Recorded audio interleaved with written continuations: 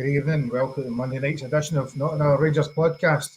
You will see we've had to get 4 days on the night to try and fill the hour because the game was that dull. So I think three was never going to cover an hour, so we had to get a fourth one on. So it's going to be a fun chat around a thrilling 90 minutes of yesterday and then a preview of the Kilmarnock game on Wednesday night. How are you doing, Scott? I'm all right, Gary. Could be worse, could be better, as I always say. But no, if you've got to talk about a game, we get 3 points. But apart from that, there's not a lot left to talk about, is there?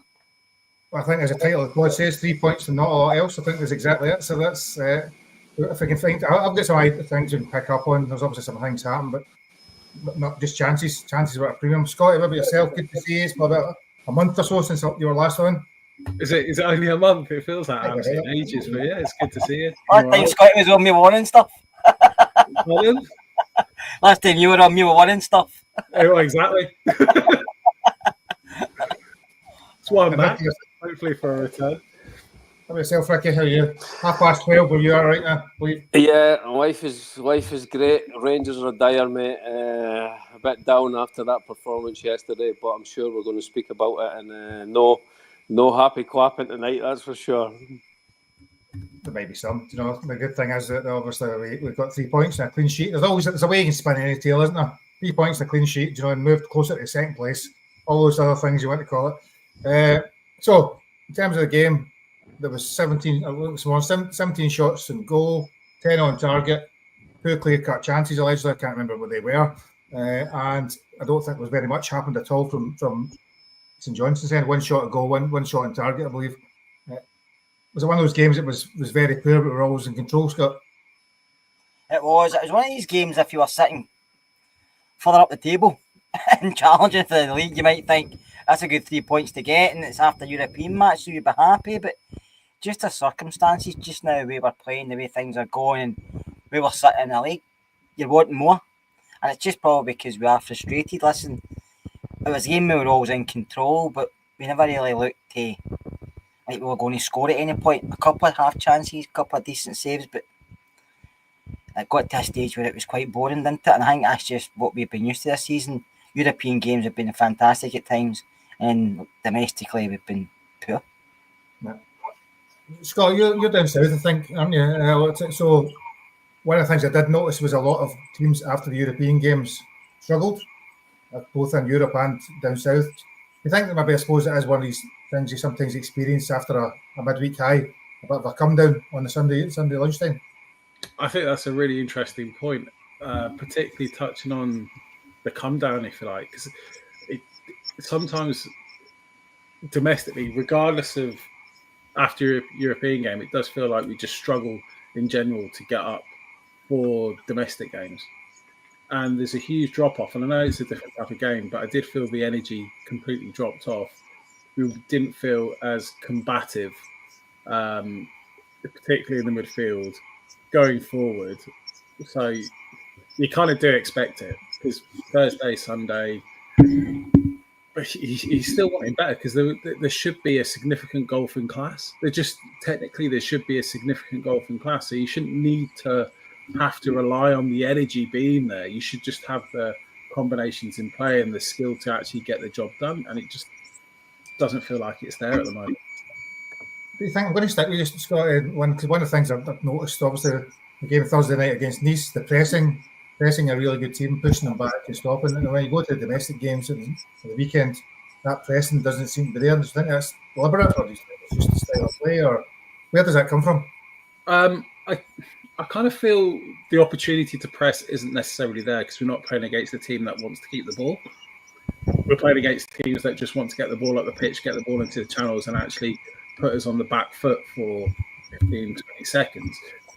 Against Nice, what we did really well, and what I like from Raskin and Barron, when they were pressing, they weren't just pressing the ball, they were pressing the man. And what I mean that they were touching the man, they were getting up close, touching the man, making him feel uncomfortable. You don't really get the opportunity against St Johnstone, but it just is what it is. But what you want to see is a lot more energy with the ball from the players off the ball. So you want to see them making runs, getting into space, pass, move, and have it quick, and that bit of urgency. And we just don't have it. And again, that just feels like the players aren't up for it because it's emotions because they know what they're up against. Familiarity breeds contempt, but that shouldn't be the case, and because a lot of these players are new, and I feel sorry that like fax machine noise has just dropped off. I can hear myself think. Scott and yeah. That familiarity, it's just really frustrating because you see other teams that they want to go for it and they want to win games as quickly as possible. And I'd love us to have the mentality as soon as that kickoff starts, we're running out of time. That's what I want to see. For the first 10, 15, 20 minutes, we're running out of time. This game only lasts for 90 minutes. Whereas it feels like we turn out, we're going to score 1 or 2, 3 at some point during the game. That mentality needs to shift. Yeah. So, Ricky, the team lineup comes out. There was 2 changes from the team Thursday night. Hadji comes in to replace Diomande, who you probably consider himself unfortunate given how well he played on the Thursday night, and Tav comes in to replace the injured Sterling after playing 60 minutes. He was then injured again. Other than that, the rest of the team, were you surprised with the team? Happy with the team? Any thoughts? Mate, you must have the memory of a fish because it was the team that I wanted on Friday, except for Tavernier. But Sterling was injured, and I'll be honest, mate, I was excited. It's the first time in ages. I sat down yesterday, had a good day, morning. I was excited to watch Rangers. I'm like, come on, guys. And first 15 minutes, St Johnstone were the better team. They actually had a game plan. They had pace on the left winger was causing a bit of havoc. They had pace on the wings. They were playing the ball fast, and I could not believe what I was watching. And then I thought after the first 15 minutes, we had actually our only spell of the match that was acceptable from like 15 minutes to sort of roughly about 35 minutes. I thought the tempo was right. We're up to tempo. We started to move the ball a bit quicker. We were breaking the lines. And then for some reason, before half-time, it completely dipped. And then the second half, I was expecting it to be more of the same with a high tempo. And honestly, it was absolutely shocking. Our performance, I mean, listen, we're playing teams in Scotland. It's a low block. If you are sent, our front four, if you send our front four out and tell them to stand like statues, and you have midfielders and a player like Suter trying to find players and they're all standing still, it doesn't matter who you pick. It's absolutely pathetic. So they must be getting coached like that. And honestly, Kilmarnock is gaslighting us. His after-match comments were absolutely shocking again. And it's amazing, like, because last week I missed some of the match and I went on Twitter before I watched the match, and the comments are absolutely always nuts compared to the actual match. Some people were asking me yesterday, how did Rangers play? If you go and listen to Kilmarnock's comments and then you actually watch the performance, you're like, so you must be the most confused fan in the world, because we're in an abusive relationship with this guy, mate. He's abusing us. He's gaslighting us. He's telling us things that our eyes are. He's telling us our eyes are deceiving him, and we're all these silly supporters. And it has to, listen, what Kerr said was right.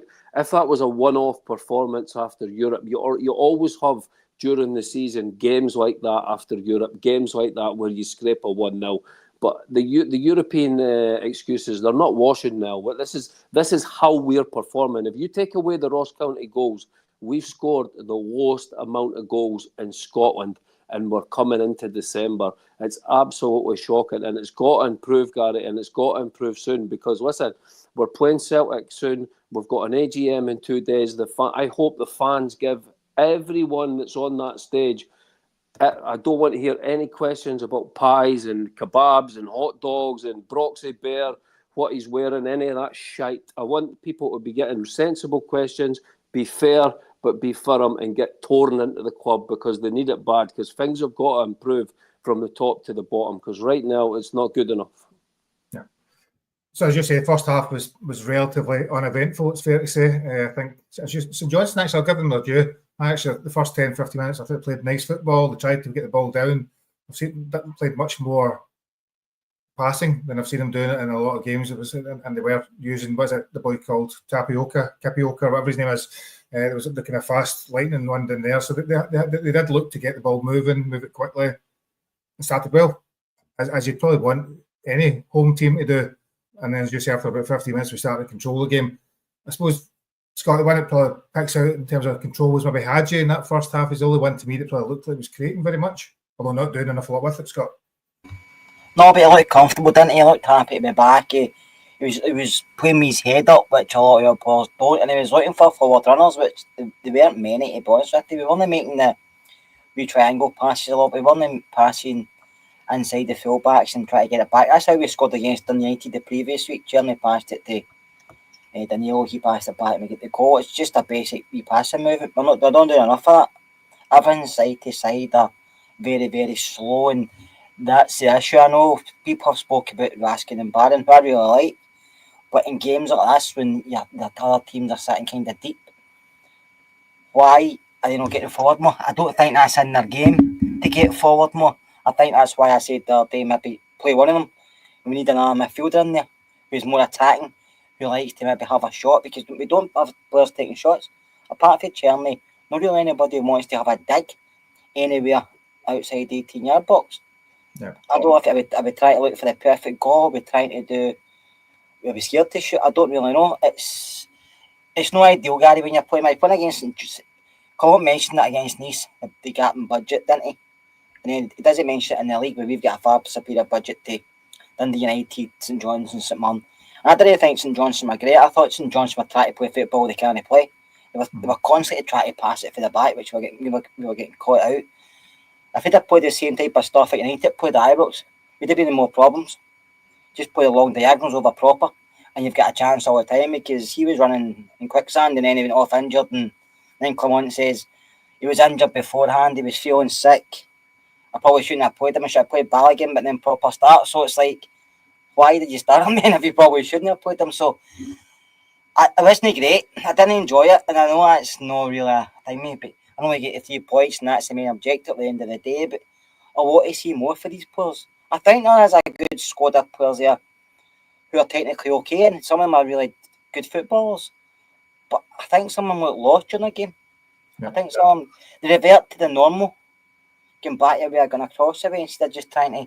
Cherny's only one who, when he gets the ball, you think he's going to do something. Do you know what I mean? That's a lone player. That's not somebody who's been there a while. And I suppose that's probably the thing, Scott, as we come to, the lack of creativity or players. You've got Bajrami, seems to have dipped considerably over the last couple of weeks. You've got Hadji's obviously coming out of the cold, and Cherny's the only one that's really attacking, but you very rarely see him inside the box. So there's the attacking threat isn't really there at different points unless there's a moment of magic. Yeah, it's worrying. Is that tactical, or is that just because it seems? I think we know it's not tactical, because if it is tactical, then we have problems. But then again, it might be tactical because we do have problems. So it really is worrying. It's almost like you look at training and they just send these 4 guys out and go, right, okay, find some cohesion and find out what you want to do. We'll leave it amongst yourselves. Go to the midfield, right, you do that. And there's no cohesion amongst the team.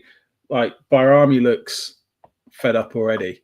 He's like, why am I here in Scotland? What am I doing? I was in Italy. I was sunny. I was playing on nice football pitches. I was coached. I had tactics. I had a role in a team, and I've come here and I've been shunted out the left and given the ball and go on, show what you can do. That's football in the 80s. That's not where we should be at the moment, and we are relying on individuals to make moments and do things. And Clement also talks about moments in the games, but I sometimes feel and look at Rangers and go, right, we need to ditch any sort of familiarity.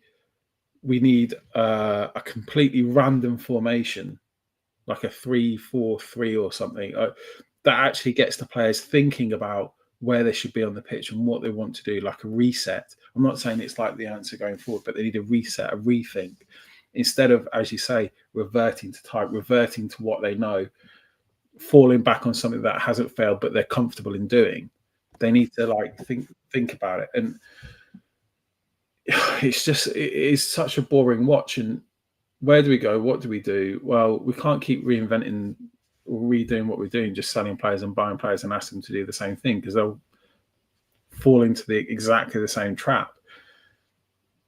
Hadji has come in, and I really enjoyed watching Hadji play because he gave us something that I haven't seen for a long period of time, probably since Hadji was back in that Gerrard team, where he'd pick the ball up in the 10 position. He'd always find space in that 10 position. He wouldn't find himself next to a man. He'd always find space. He'd always be looking for the ball. Unfortunately, what I don't like about Hadji is he's quite loose with the possession. He gives the ball away too much, doesn't always find the right pass. But I'd rather have that in the team as an option than not have him at all and go back to what it was like pre having Hadji. Now, we don't have him in Europe, and probably that's a blessing in disguise because I don't think he'll fit, and I don't think he's a good option in Old Firm games either. So we've really got to find something from somewhere, and I'm really struggling to see where we go, how to create goals. Thankfully, it's not my job. I mean, if it was me, I'd go back to the old school 4-4-2 and just be on the front foot, hard to play against, on the front foot, get the ball in the box to the two strikers. Because even you said it yourself, Cherney doesn't get into the box. That's we've got 4-3 attackers. One of them doesn't get in the box. We like Igaman, who is showing great promise, but at times he finds himself drifting. And if Cherney's not getting in the box and Igaman's drifting, who is getting in the box because he's not Bayrami, although he did have one good chance. So you're leaving it to Hadji, who's like 5'0". It's not rocket science sometimes. Go back to basics, play it simple, do what you know is going to work, try and test it. But no, we need to, anyway. So we talked a wee bit about Rami there. He's obviously he seems to have dipped in form, as you said, whether it doesn't look as content as he did at the start. The other one, probably in terms of the half-time changes, was Proper, who went off, who knows how you say it, who went off at half-time for, I think, the fourth time he's went off injured, despite having never been injured in 20. And again, he looked a little bit ropey at times with the pressing against him, the aggressive nature. And I suppose it's one of those questions people keep asking it, and it is very on, so you need to be a bit caveat that slightly. Is he just knocked out for Scottish football now? And again, he's been here for 3 months, so give it a bit of national. Yeah, no, I said I stuck up for him on Friday because he played well in Europe against Nice, and then he goes out yesterday, and honestly, he was like a giant balloon that somebody'd stuck a pin in. The way he was running about the park, he was all over the shop, man. How some of the anytime the ball's in the air, oh my, it's wild trying to watch him. Like you're going back to some of the guys Paul Le Guen bought in before you're thinking about a defender that's really struggled this much with Scottish football. And I mean, the thing is, teams are going to target that. You know, that's every single manager in the SPL. They might not be Pep, but they are honest. And as soon as they see Proper on that team sheet, they're going to absolutely target him. So, and the problem we've got now, this is a big one, would be with Casa being out for the rest of the season. We've only got Balogun. If Suter or Balogun get injured, then God knows what we're going to do, because King has proven he's not ready to step up to the first team. So we could be in a bad situation. We're probably going to have to go into the market, even if it's a loan player, and get somebody in January. If you offered me right now, Gary, if you said to me right now, if we could send Proper back, if we shook hands and called it a draw and send him back to Dutch football, made a little bit of profit on him, and then we looked elsewhere, then I wouldn't be against that in January. And there's nothing wrong with that, man. Like you're on about Bayrami as well. He's probably struggling. Scottish football's completely unique. You know, the climate. You're coming from Italy where you're playing in the sunshine and there's everything style, and then you come over to Scotland and you're up at Ross County. Wait till he goes to Ross County next week. He'll get the shock of his life if it's snowing up there, you know. So these players, they do need time to adapt.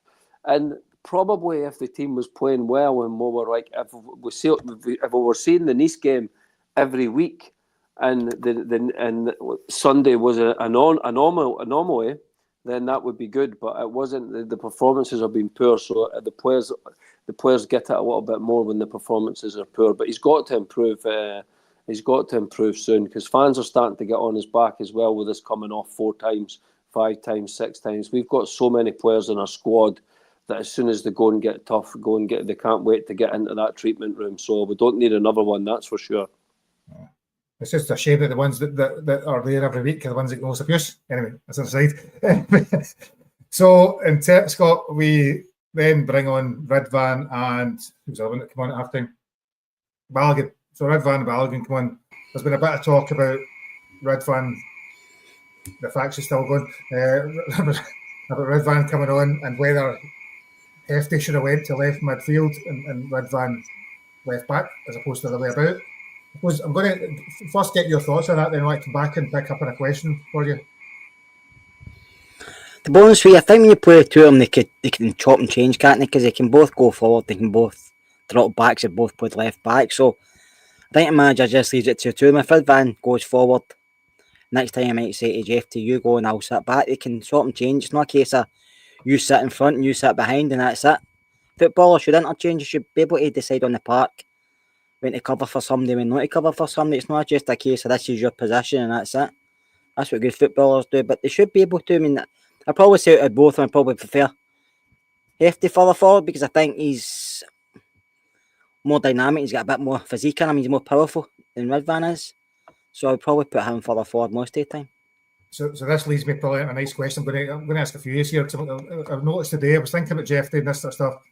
Jefte has played 15 games this season, no goals and no assists, which is less than even Sterling has got clearly assists during the week. And I suppose it just caught my way. A lot of talk about Jefte being attacking threat, etc. Now that is not particularly good, despite him. And he's 20-year-old, he's learning the game, all the stuff that goes with it. But 15 games from a fullback, no goals, no assists yet. I think you can see. I think you can see his learning, Gary, and I think you can see the progress here to be made. So when you look too far into it, yeah, he has to offer something. He has to maybe come up with assists and come up with a shot, a goal at times. But there's something there you can work on. It's not like he's not getting forward. He's not trying to get in positions. He is. So I think you can see there is something there, unlike somebody that doesn't do anything. So I'm happy. Yeah, you want more from him, but because I think he's on the door and you say he's young, I'm happy where he's going. Scotty, you were going to come in there. As far as goals go, I don't think he's far away. And he's got one hell of a shot on him. And I think he's been unlucky a couple of times with a couple of saves from keepers, etc. But then you look at the assists. Again, I'm not worried about Jefte or Sterling not providing assists, mainly because we don't have any strikers to put the ball in the net. Like, you can lead a horse to water, but you can't make it drink. And we've seen time and time again, unless you've got a striker that can consistently score goals, none of the players are going to get assists. So it's like one of those stats that don't really matter. But it's interesting because I made an observation about Jefte in the group chat. He's a big boy who's tall and can win a header. And I really like him on that left side. And I compared him to Lee McCulloch. And I said, right, when Walter signed Lee McCulloch, what he liked to do was target that quite early on in the game, stick the ball high. McCulloch would go out, clear whoever we were playing, wide defenders, win the ball with a header, and it kind of like sets a mark. And I see Jefte as being able to do that kind of thing. And I put that in the group chat, and no one came back to me. So I thought, right, obviously I all think it's a crap idea. I just carry on.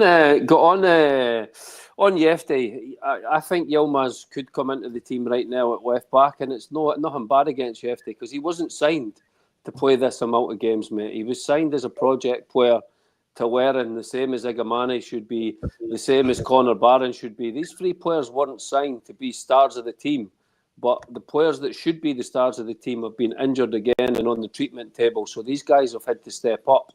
And I totally agree, his stats are absolutely pathetic for the amount of games he's played. But we see him, he's pretty good. You see him breaking the lines and stuff like that.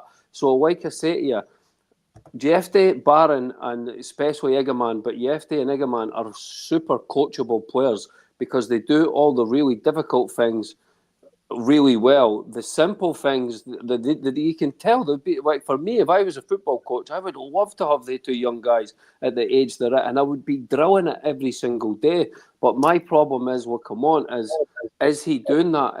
Is anyone doing that with these players? I don't think they are. Is anyone? Is Alex Ray? I sort of, honestly, you watch our training videos, the only one that seems to be doing anything is the guy Gilmore, who's been there for about 30 years. He's the only player that seems to be coaching the players, and I wonder how we're absolutely trash every Sunday. The other three are sitting, two of them speaking in Belgium language, and Alex Ray's just happy to be there. Ooh, it's like, there's no much, there doesn't seem to be this. So these players need coach. That's why we need a new coach. Stop gaslighting us, come on. Take the Belgium job. Give Rangers 5 million Belgium, and bring in Muscat in January. Problem solved. So, Scott, Carrie's got the question. I'm going to tie up with this question. I'm a fan of Jefte, just to be clear. I think he's a really good player. I just think it's flagging up that, some of these were not scoring goals as we're not creating enough chances as well, from across the park, not just... Yeah. It's quite easy to blame Raskin and Barron because they're two defensive midfielders, but others need to be doing more as well. So Curry's question is a lack of goals coming from the players not creating enough, or is it from the setup? It's not giving them enough chance to create. It's probably a bit of both, to be honest with you. The players, once you cross the line, I know they'll say it's a football cliche, but sometimes the players have to take responsibility for what they do in the park. They can't always look at a manager for advice, and some of them aren't doing it this season for whatever reason. You see, I know you can back to European games, but you see in Europe we create a lot of chances. We scored quite a few goals in Europa League, but domestically we don't create as many chances. I know football's different here because everybody's saying there's low blocks and stuff like that, but against Dundee United we created a fair amount of chances in the second half. We just couldn't put them away. And other teams have created chances, we just can't score. So we need to start getting goals from all areas of the team. Forwards, midfielders, and some of the defenders have to start chipping in. And that's the issue. But I do think some of the players do look lost. And to me, that comes from the manager. And I'm not just saying that. I think some of the guys maybe prefer playing another position or a different system. But he's actually wants to play this system. You see with substitutions, it's like for like. I thought on Saturday, Sunday right enough when he put a man up front me, Danilo, I thought that's quite a good idea, but then the two of them don't stay through the middle, do you know what I mean? No. Put two up top and see what happens, because you're playing against a team who are just looking to break on you. You're not playing against a team who are going to come out and attack you. So play two up top, and I like Scotty, when Scotty said earlier 3-4-3, I think we could play a lot better that way. I've always said 5 at the back, but I'm just meaning a 3 because you push your full backs forward. I think that would suit us better than this sitting 2. Because I think teams are going to play that way. And it's great against, in Europe, you've got Raskin and Barron because they won a lot of the ball back. But I mean, you've got a lot of the ball, you don't need 2 of them. Because no winning a lot of the ball back because you've got majority of the ball most of the time anyway. So we need a different game plan for different situations. That's what I feel, but I don't think a manager does that. Yeah. So I think was it just about 60 minutes, we bring on, Jefte goes off, Danilo comes on, we go 2 up front, or kind of 2 up front, a version of 2 up front, Scotty. And a couple of minutes later, I think Hadji moves left, and a couple of minutes later we get the goal, which is a goal from a nice cross back, one touch cross back, side foot from Hadji, bundled into the net by our very own Jason Holt. But it was a nothing kind of moment. The only one good thing probably from Hadji was he had it first time over and got him turning. So Danilo comes on, moved to 4-4-2-ish, and then we get that one and go just around about that period. So your thoughts? Act of desperation, isn't it? We've never seen Clement do that. It's an act of desperation. He doesn't. That's a manager that's losing control. And yeah, okay. I don't really want to talk about the goal itself or the move because it was, as you say, it was like a nothing. It was a moment of nothing. You can watch any SPFL game, whether it's League 2, League 1, and the standard could be atrocious, and goals will come out of nothing. And that's what this feels like. That's what we're relying on. Like, we're not relying on moments of magic. We're just relying on eventually pressure paying off, and maybe an individual moment. And touching on everything, and kind of repeating what I said before, our players should be able to fall back to a system that they know that is going to yield the results that they're after. and then have the individual quality to make it happen. At the moment, we have no system, so we have this individual moments, and that was just a complete, like, nothing. And I don't want to be, oh yeah, we scored a goal, great. I should be like absolutely ecstatic. That's it, job done, 1-0, away we go. McDermott Park, not always the easiest place to go, but St Johnstone are dire. They're terrible. The standard of Scottish football is awful. I'm not,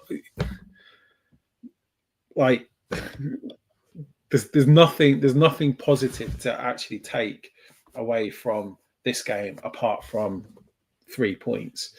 And again, as Ricky said, like, Clement gaslighting us at every opportunity. I'm just kind of fed up with it. But yeah, that whole taking off Jeff, like,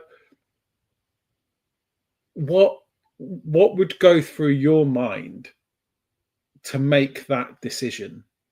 And the players on the park, in what kind of shape, position, etc., was supposed to be the result after that? And it's like, he doesn't know. He's like, right, I'll take off someone defensive minded, put an attacker on through the middle, and we'll carry on what we're doing. And then eventually, because we've got more bodies in the box, it'll pay off. It's not a genius move, is it? Yeah.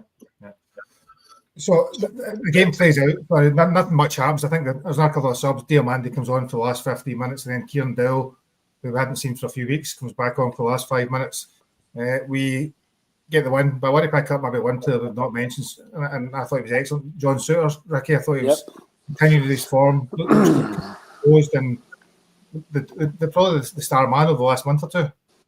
Yeah, well, Jason Holt was man of the match. There's no doubt about that. He scored the goal, and then his time wasting at the end was absolutely fantastic when he took 10 minutes to put the armband on his mate, and then could have walked off the side of the pitch and decided to go over the other side of the pitch. But John Souttar was fantastic. And the thing is, like, I know some people can't get over his mistakes and stuff like that, but I'm a huge John Souttar fan. I really, really like him. I think he is. You've just got to stick with him and hope that the mistakes get less and less.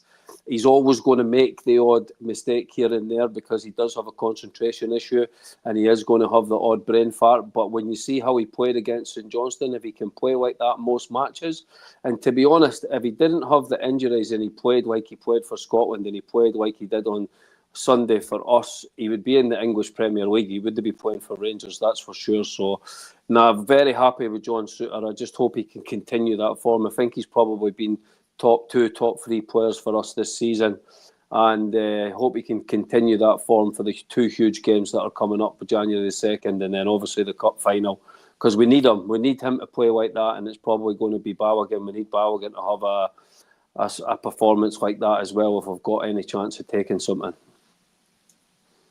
Scott, is it in terms of players? I mean, I think it says that Raskin was the best player in the Mac Park according to statistics.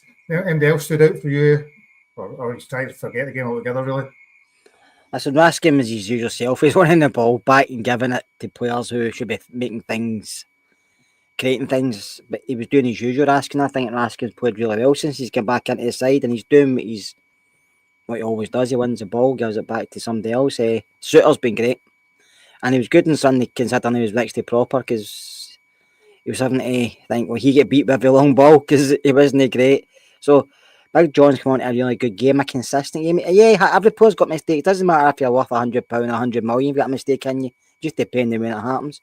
So it was good to see sort of getting the run of games, a consistent one, and touch wood. This continues, and it shows you what a good defender is. And that's why I'll go back to Scotty Zadella. A back three would suit him great, because that's where he used to always play in a three, and you can see he's good at coming out with the ball. He's confident. He reads the game very well, but he's also, if you're under pressure, he'll throw his body in front of things. He's a siege defender, as they say. So I think with 2 players next to him, you could put him in the middle. So Kilmarnock has to change it for his own sake. He has to, if he wants to prolong his job, he's got to have to make decisions. He's got to have to change it. Listen, and just now he's bulletproof, right? Because obviously he's got his new contract. There's no CEO on board and vice versa yet. But if we get a down in a cup final and then we lose in the 2nd of January, he can't continue no matter what the excuse is, and no matter people keep saying you can't keep sacking managers. To a point, that's true, but you can't keep managers who are guff either. So sometimes you have to go for somebody different, and so he's got to change it for himself. He's He's got to change it for us as fans because we want to see Rangers competing and playing well. But he's got to change it for himself. If he continues being stubborn and just playing like for like, doesn't matter who's in that position, tactical and his structure, he's going to get found out badly, and it's costing us in the league. Yeah, I mean Aberdeen aren't great, and you said on Friday night, Gary, we probably catch him. We probably will, but it's no certain because they drop points, but we'll drop points as well. Because he came out and said the other day, come on, didn't need to only get one shot on target. They scored, but we had the best chances, but we never won. Do you know what I mean? So he says things, and then it doesn't make sense to me. Come on, St Johnstone never get any target, but we only scored one goal. We have to put teams away, which we aren't doing. But defensively, we're okay, but we still concede goals, and because of no scoring goals, they can turn into defeats or a draw. So he has to do a lot more for himself, but I don't think he will because he's been there long enough now. I know he keeps mentioning 4 months. It's longer. And he's seen the players. They're no new in the door. They're no these new guys he's just met last week. He knows their strengths and weaknesses by now. He knows where they can play and where they can't play.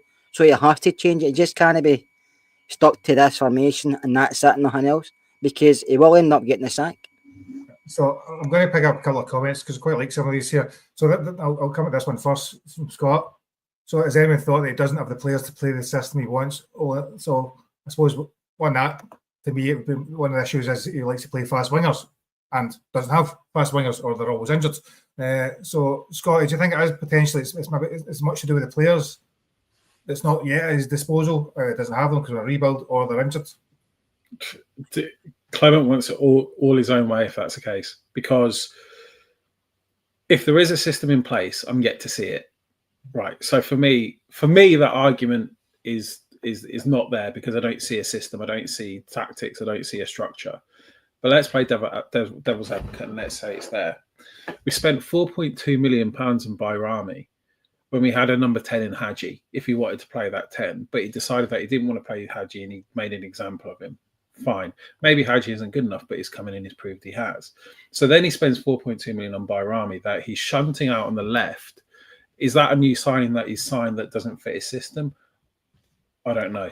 We're then spending money on players that aren't really contributing or playing. He's persisted with Dessers having spent 1 million or 1.5 million on Igerman. Is he to fit his system in 3 years' time? What is the actual point there?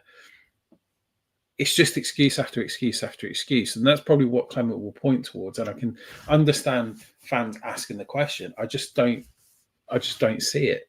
And I've said before, you've got two types of managers that come into a football club. And he's not new to this football club.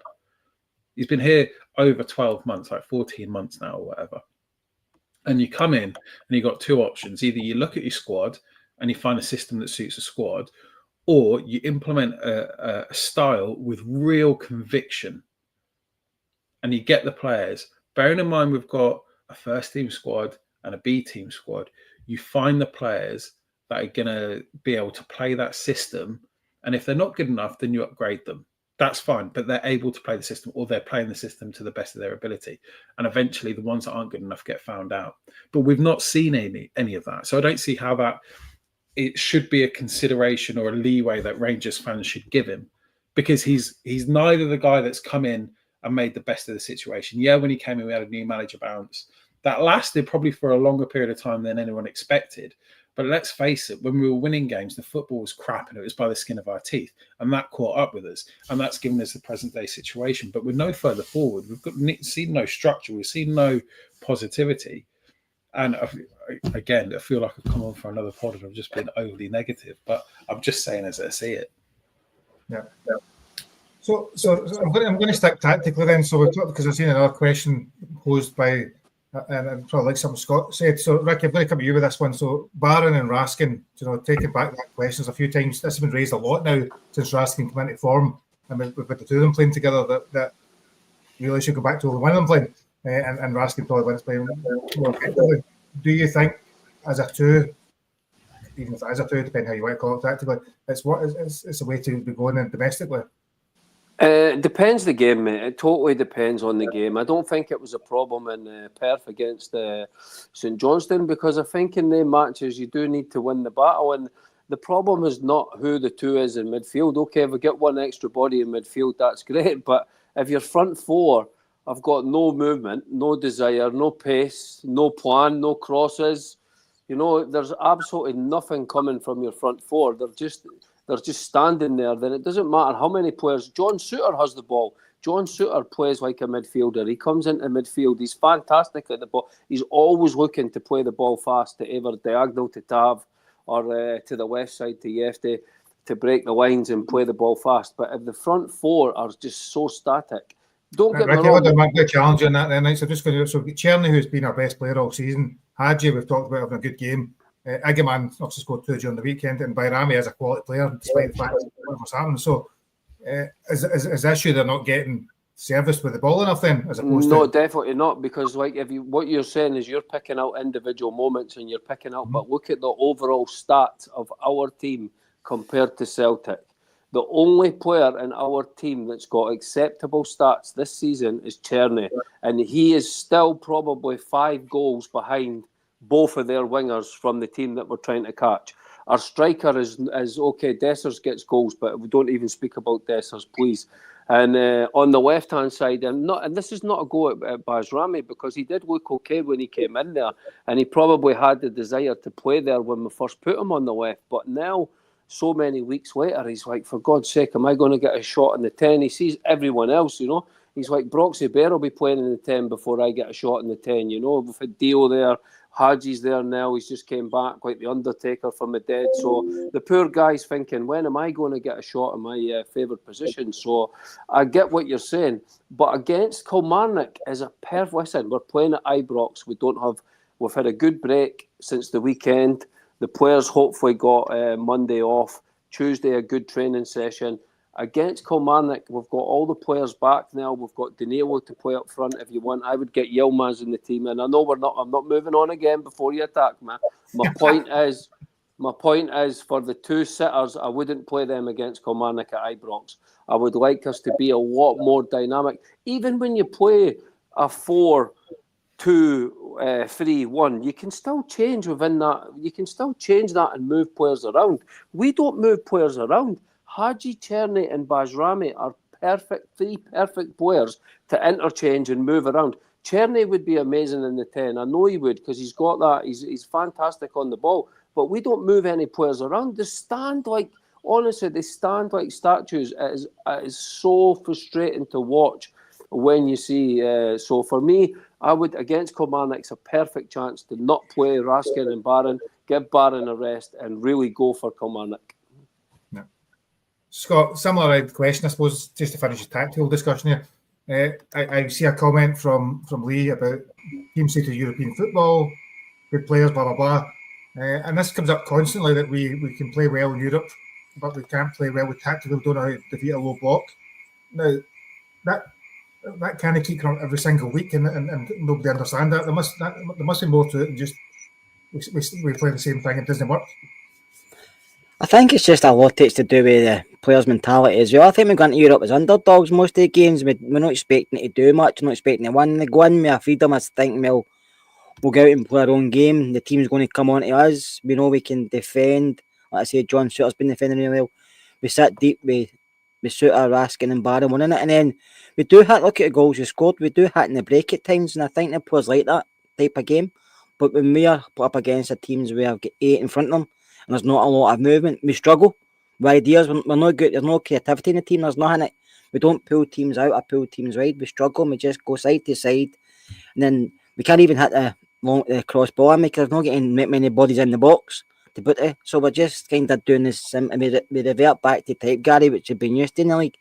And some of the players have played in Europe for a while, so they know what it's like playing European football, and they know that they got up for that. But the league's always kind of been the same the last few seasons, and I don't know what it is, but I always say, listen, I'm not going to sit here and say I like Kilmarnock as manager, because I don't, and I think his time's up. But if he's as good a manager as he says he is, and people have told me he is, surely being that type of manager, and he always talks about how he was a centre back and he never missed many games, stuff like that, surely he must look at his players and say, right, I want to play this, but I've not got the guys to play this, so I need to find a formation that suits the players I've got. And then once I can get my own players in, I know he spent a bit of money, but once he can get his own players in, he can maybe move it about. Surely can't he sit and say, right, I'm going to play Barami here because I want him in the team because I brought him, but I want to play Lawrence at number 10 because Tom Lawrence has come up with a few goals, so he's solved the issue of getting a few goals from midfield. So we put Barami out here because Cortez, who we bought for a bit of money, is still injured and Matondo's pish. So, and then we go out wide, we get Cherny, who's really been playing really well after his criticism when he came in the door. He got a wee bit of abuse, but he's been playing really well, so we can't move him. So Barron and Raskin are fine, but a lot of people say they're too similar, and they may be, but one of them has to go forward more. One of them has to start to create more. And I think Connor Barron's the one you have to look at. Raskin likes to sit deeper. He can pick pockets when he's defending. He runs, he follows runners. He wins the ball really well and just gives it back. Connor Barron I've seen going forward, but he doesn't take enough shots for me. He doesn't play the one and then he doesn't pass and then move. He passes and then stops. Pass and move. It's the basics of football. You get taught that when you're a kid. You don't have to wait till you come to Rangers to do that. But that's what I'm saying. Some of these instructions must be coming from Clermont because sometimes the players look lost, but the players on the park have to say to themselves, this isn't working. Let us go and try this for 10 minutes. Kearney will say, right, I'll go over to the left, Bram, you come to the right. Stuff like that, but don't even do that in a game. You see other teams doing it, but we don't. We kind of stick to where they're told to play. And sometimes teams will figure this out very, very quickly, and we struggle, especially in Scotland, because it's a long diagonal all the time, and we struggle with that ball. Tell me a time we haven't struggled with a long ball. It's happened frequently, I suppose from my point of view, I just find it strange that a successful manager like Clermont, and he has been successful, doesn't watch the games and think, this doesn't work, must be doing something different. It's not that complex. Where I thought, I suppose we move on then. So it takes us to Wednesday night, and we're playing against Kilmarnock, who are sitting 10th in the league. They've won 3 games. One of them was against us at Rugby Park, and sadly. And to be fair, they also played against the other side of the city and were really good in the game. I did watch some of that until they lost the goal and turned it off, obviously. So they have the Kilmarnock do what Kilmarnock do. They're very good at home. In terms of the game, look at Wednesday, Scotty. One of the questions will come to you first on Barron and Raskin. Should they play? And kind of what you see for the game. What does you see in terms of the team? What you'd be looking to see us do on that game, Scotty? Caught me by surprise. Sorry. We're going to be faced with a low block and we're going to be in for a painful 90 minutes. Right, job done. That's us finished. I don't really know what to say. And I was just like reading the comments there and, got asking for like Bailey Rice and stuff. And I thought that was quite an interesting one because I do, Bailey Rice is a fantastic prospect. Unfortunately for him, who does he come in for? Does he come in for Raskin? He's not the type of player that's going to give the energy box to box. He's definitely the sitting type, but he's not got the aggression yet like Raskin does. So he's going to really struggle for game time. So I think we should really like park that thought process for a minute, and he should be going out on loan in January. Just wanted to address that. We need. Again, more focal point in attack. I'd like to see Egerman get another shot, but I know Clement will probably revert back to Dessers at this point, and Dessers will probably get one in off his arse or something, and then be signing for Real Madrid in January, hopefully. I'm just at a loss. I'm just not excited about the games coming. Obviously, I'll watch them, but I'm just not excited about it. And something needs to change. And I almost feel like I'm wasting my breath by saying, right, keep Raskin in the middle of the park. I'd even drop Hadji a bit deeper, play Bayrami as a 10. Let's see what he's got. Let's see the link-up play centrally between Hadji and Bayrami because I think they're two really intelligent footballers. And I'd really encourage Bayrami to get beyond the striker and actually stick in the box and see what he can do. And then on the left side, he'd probably play Jefte further forward. I mean, I'm just saying him because I think we are struggling for that position. But again, I something. See, there's questions, Scotty. I'm willing to get you pick up on this because I said that Raskin and Barron don't play as a two, right? So, and I get that. What I suppose some people say is one plays as a 6, other plays as an 8. Almost, not attacking it. But if you look back to the summer transfer window, we were definitely trying to look for another midfielder. I'm really confident that Barron shouldn't have been in the position that he finds himself in. He's he's played a lot of football, but not at this level and not what we need. And we're asking him to get all over the pitch and chip in with goals and do all this. And he's not. I don't think he's ready or equipped for that yet. He should be allowed to be able to express and develop into that type of player for next season while playing 20, 30 games for Rangers. Instead, he's on course to play about 50. And we were definitely looking for that midfielder that could actually provide that bit of ball-playing composure that could give us something different. And we need something different, but we don't have that in the personnel. So we actually have to look and manipulate the attributes that we've got. So like the likes of Hadji, I'm hesitant to actually say Hadji in the centre of the park because he gives the ball away too much. Like simple passes, he gives the ball away or can get caught on the ball. But his intelligence and speed of play at times can catch teams unaware. And then having like Jefte, for example, one of his key attributes, he loves running in behind. Right? We don't have a winger apart from Cortez is injured that actually loves running in behind. You could find that ball in between the diagonal and the channels and get Jefte in behind. I mean, it's a lot easier to do from starting further up the pitch than it is left back for him to be able to do it. So then it's just changing the dynamic, and we need to make Kilmarnock think about what we're actually going to do instead of allowing them just to have the game played in front of them. As every single time we've played them, that's what they've been faced with. But we're not going to see that. So, sorry, you guys say something, Scott? Well, I'm not talking about Hadji and Cherny. I mean, Hadji's come back for like 1.5 games. So to say he links up well or doesn't link up well with people, we can't really comment. I just get the feeling that we've got Bayrami and Hadji in central roles and give them time to develop. And this is something that should be coached on the training ground to allow them to establish that rapport and let it come through into the first 10 games. We don't seem to have any cohesion like throughout. There's no pockets. I mean, you go back through the history of any successful team, and there's always a couple of players that you can highlight that have that almost telepathic ability to talk to each other. Like Haley and McCoy, just know these partnerships all over the pitch, whether it's in defence, midfield, or attack. Left back, left winger, right back, right winger. Like, you know, we talked about it with like not so long ago with Barisic and Kent. It was like brilliant watching them overlap. Kent would come inside, a bit of trickery, Barisic overlap. We don't have any of that. So we've talked about a few times about the lack of partnerships. It's like 11 players, individuals, and we keep doing that same thing, despite the fact they train Monday to Friday together. Ricky, looking at the team then, so in terms of changes, what would you? I was going to say want to see or expect to see. Aye, well, he picked my team on Friday, so he's probably listening again. So this is the team you need to pick. Yeah, even though I called him Mr. Gaslighter and called him every name under the sun. No, I would obviously Balogun in defence.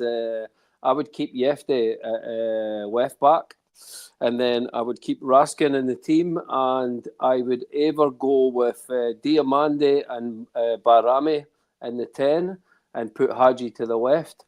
Or I would keep Hadji and Bayrami in the team, and I would put Yilmaz on the left, and I would play Danilo from the start up front.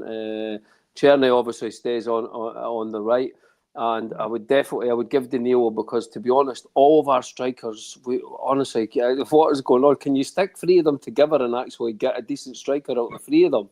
Because like Danilo again, like, you know, he had a few good chances that were put in, and he obviously he's going to be. I'm not having a go at Danilo because he's very rusty. He's been out for ages and ages and ages, you know. But we need to get him fit. We need to get him fit for the cup final, because I think he's the one Igamani's not going to start against Celtic, so Daniel's the one that has to start in the cup final. So we need to start seeing minutes for him.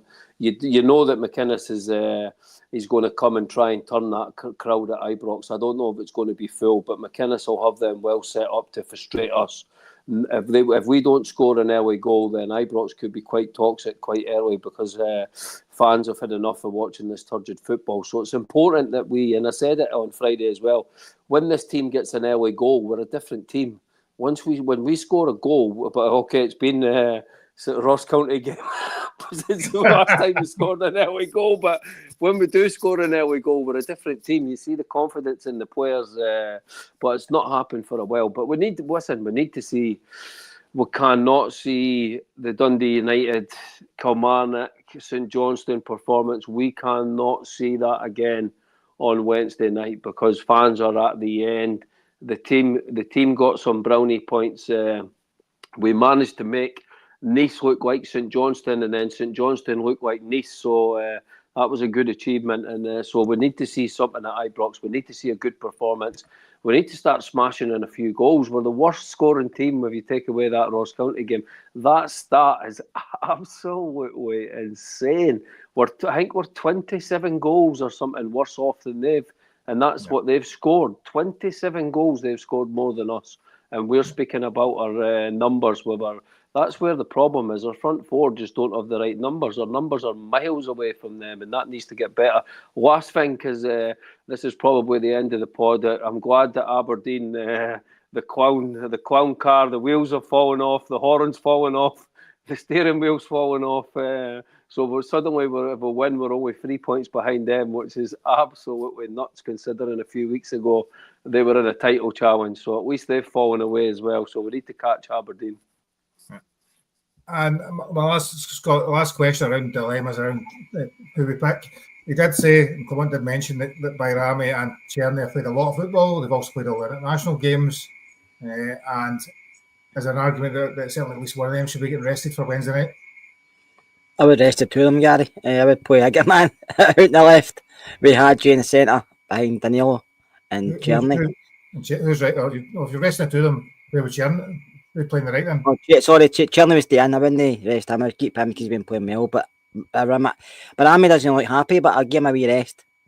I would play Higgerman out left. I would play Hadji at the 10, Cherny at right, because I think he's the only one that's kind of on form consistently in the league for us. He looks a threat. Danilo has to play for me through the middle, because he needs games. I know I've been going on about Barron and Raskin. I'd only play one, but I play two of them just because of lack of anything else to play there at this moment in time. Listen, Kilmarnock they've not been playing well, but they've got players we know it can hurt us. Vassell's always a handful for defenders, so proper can't start. It has to be Balogun.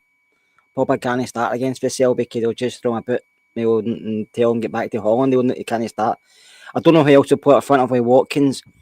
I know Bruce Anderson been playing, but they've got a young boy Kilmarnock called Bobby Wales, who's scored a few goals. He's quick and he's powerful. Do you know what I mean? So guys like that worry me, because they're just new to the team. We don't know a lot about them. And they'll come to Rangers and play a storm, and they'll come out of and play really well. And that's the things that happen. So you have to maybe play Barron and Raskin, who are good at winning the ball back. But no, Suter has to play alongside Balogun.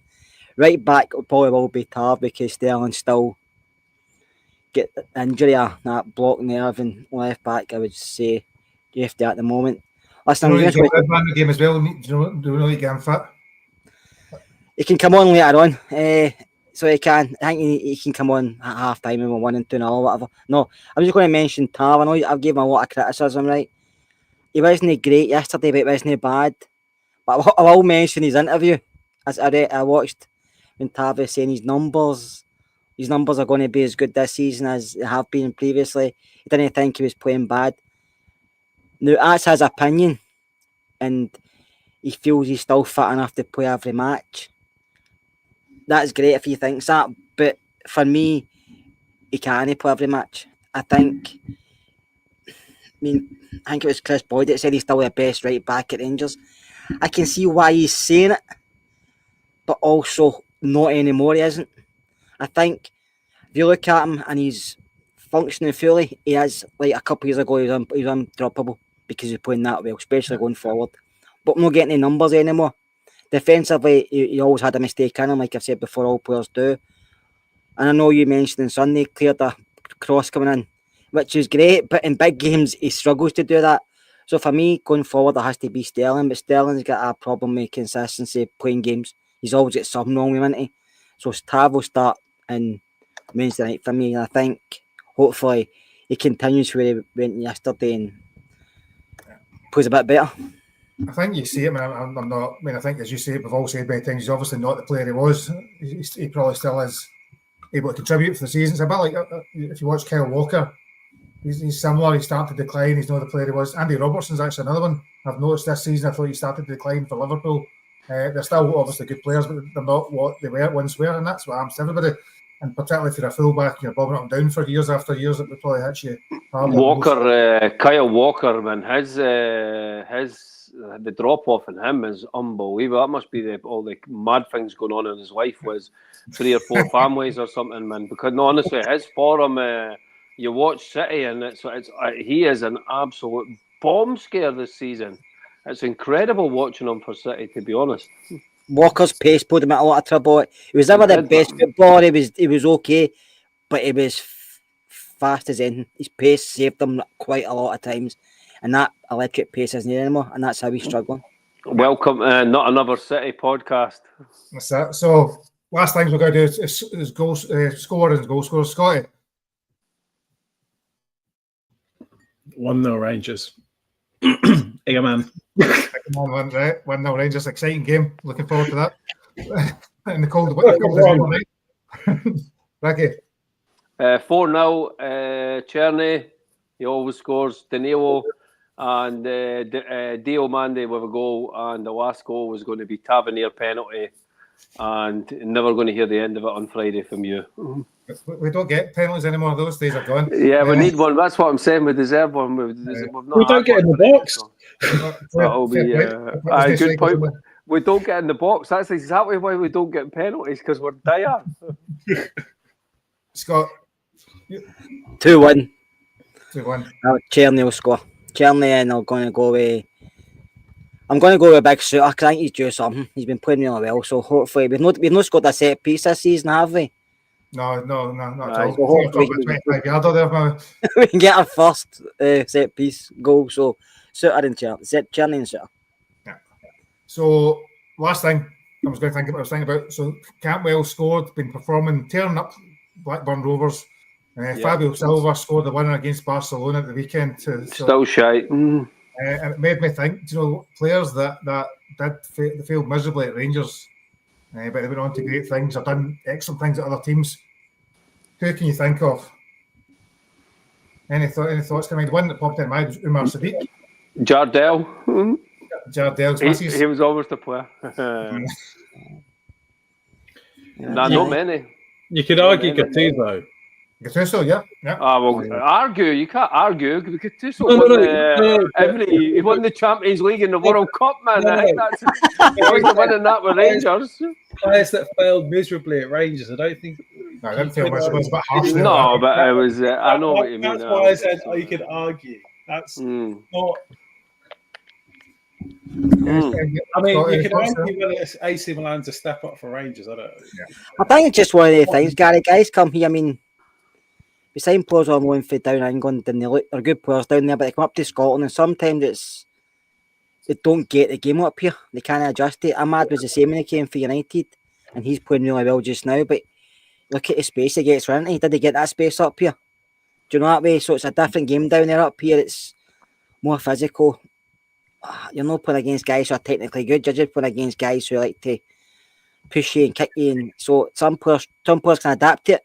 Some players can't adapt it. It's just the way football is. And because you're a good footballer, doesn't mean you're going to come up and set the lights on fire. Sometimes it has to be a work ethic, and you have to dig in. And like Czerny's adjusted to it very quickly after getting a bit of abuse. But some guys can't adjust to that. Yeah. Campbell, I thought did, but Campbell was treated badly with the manager. But I thought Campbell actually did. But obviously, he had different ideas how he wanted to play, or different ideas how he thought the team should play. And Kilmarnock didn't like that. Gary, everyone was jealous of our away support in Nice. I don't know if you were following social media after Thursday night, but all the English teams were completely jealous. It's went viral all over. Everyone's like, why can't we have an away support like this? They were all absolutely loving the fans in Nice, which was great. And then I watched the City game yesterday, and Mo Salah's away to take a penalty, and the City fans are actually out with their cameras videoing. Really? Out with their camera. I saw it today. They were out with their camera videoing Salah as he's scoring a penalty against their team. Man. What was the game the day before? What was the game the day before? See the one that went viral. The guy took his trousers down, put his top up. The penalty kick. No, I've never seen that. I seen that. What game was that? I watched that in match day. Took his top up. The guy got. Was it no Wolves? I was Bournemouth. It was Clive went to take a penalty, and the guy puts his top up, pulls his trousers down, stand behind the goals, trying to put him off. I bet it was Wolves Bournemouth, wasn't it? Aye, it was different, and somebody picked up. Anyway, that's just took the shot cracky and turned him off there. That's a very good one.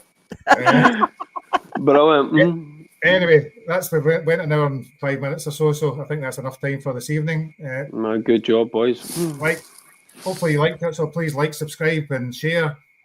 Cheers, Scotty, Scott, Ricky. Hopefully we'll see you back, Scotty, quicker in a month or so. Yes, Scotty, come back soon. We miss you. It's good to have you on, Scotty. Cheers, guys. And we'll see you again on Friday night when hopefully we've got a Kilmarnock win, and we're looking forward to a game on Sunday against Ross County or Saturday. Ross County on Sunday, aye. When is it? Right. I'll see you all later. Bye now.